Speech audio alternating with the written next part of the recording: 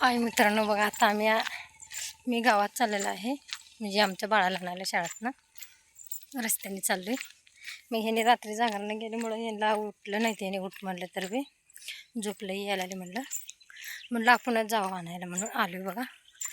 अजून थोडंच म्हणजे 1 किलोमीटर असेल गावात जायला. बघा इकडे रस्त्याला चालायचं जायचं. बघा इकडे मग माझ्यासमोर 2 पोरी आहेत. एक पोरगा आणि एक पोरगी आहे वाटतं. मागं वळून सारखीच बघायला आली. तुम्हाला दाखवतो, दिसलं का? हो का, किती क्यूट आहे तेव्हा पोरी. रस्त्याने येताना वातावरण खूप चांगलं होतं. मग काय आपलं दमान चालू वागर साईडला मका वगैरे आहे. आणि इकडं आहे वाटतं गावाकडं आनंद खूप भेटते.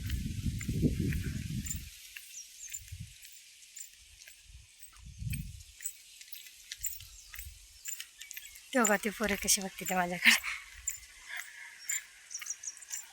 1 किलोमीटर आहे अजून. चालत चाललो आहे मी.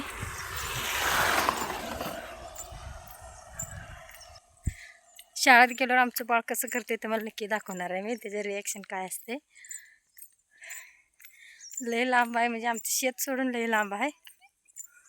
चालत यायचं नको वाटतं जेवर येते लय. पण काय करणार, आपल्या नवऱ्यासाठी तर करावं लागते. पोरात शाळा असलं तर सगळं चालू असते ना. शाळा तर पाहिजे. आणि माझ्यासमोर एक माणूस येते, म्हणजे आपल्या घरातलाच माणूस आहे. आमचा आजोबा म्हणजे माझ्या मम्मीची पप्पा. तीच असं वाटते मला तीच आहे म्हणून. तुम्हाला दाखवते त्याने कसं बोलते ते. माझं सांगा. चला आता आपण तिथं चाललोय. ती जवळच आहे ते. बघा त्याने कसं बोलते ते माझं सांगा. नक्की तुम्हाला दाखवणार आहे मी. कुठं चालला या? शाळेत त्याला नाही चाललोय.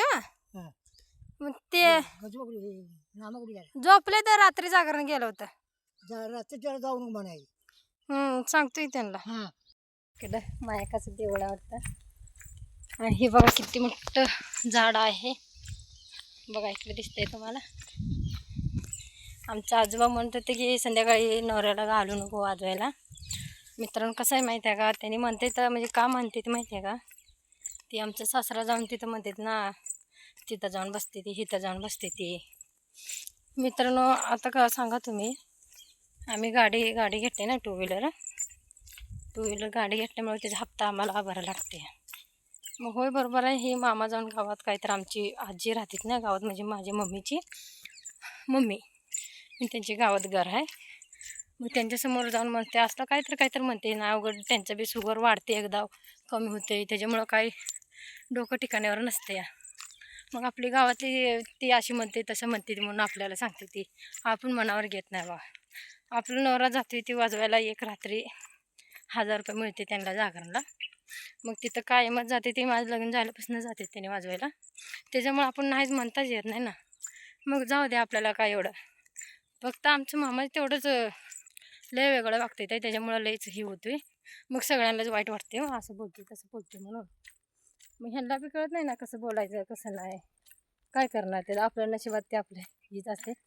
म्हणून माणसाने कधी बी लव्ह मॅरेज करायची नसते. मी तर लव्ह मॅरेज करून पश्चाताप व्हायला लागले आता. काय करणार, आपल्या नशिबात ती चुकत नसते.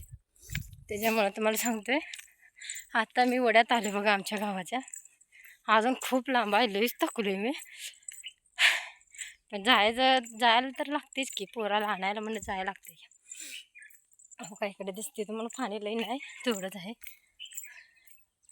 हो का इकडं पाणी आहे. हो का इकडे खूप लांब आहे. हो आमच्या रानात वस्ती असल्यामुळे लय लांब आहे. मग त्याच्यामुळं आत्याचं पोरगं म्हणून आपण आधी प्रेम केलं. आता ती निस्तर लागले, काय करणार आता शाळेत जाणार आहे. मी तुम्हाला नक्की दाखवणार आहे बारका कसं करते. आणि इकडं बघा पपई झाड आहे. ती लई पपई लागली. बारकं झाड आहे ते पण लईच लागले पपई. बघा इकडे किती लागले बाबा पपई. कुणाला आवडते पपई त्यांनी नक्की कमेंटमध्ये सांगा. आमच्या गावाकडं लईच पपईचं झाड असं भाग वगैरे असते त्या. नक्की आवडलं तर लाईक करा आणि सबस्क्राईब करा. मी जायचे आता बाळापाशी तुम्हाला दाखवणार आहे. आलो आता गावात ऑलरेडी दिसते बघा बाहेरचं. त्याचे रिॲक्शन कसं असते बघा. मी एवढं लांबून चालत आले म्हणल्यावर कशी करते बघा ते ना.